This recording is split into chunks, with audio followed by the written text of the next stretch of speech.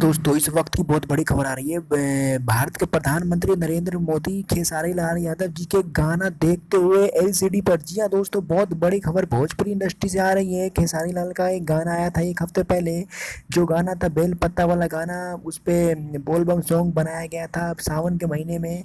उस गाने को, खेसारी लाल जी के गाना बेल पत्ता वाला गाना जो ट्रेंडिंग में था, उस गाने को भारत के प्रधानमंत्री नरेंद्र मोदी जी देखते हुए दिखाई दे रहे हैं एलसीडी पे।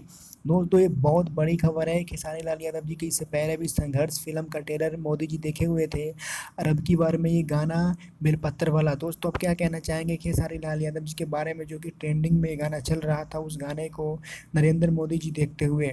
दोस्तों, आप क्या कहना चाहेंगे मोदी के बारे में, और क्या कहना चाहेंगे खेसारी लाल यादव जी के बारे में, प्लीज़ हमें कमेंट करके ज़रूर बताएं।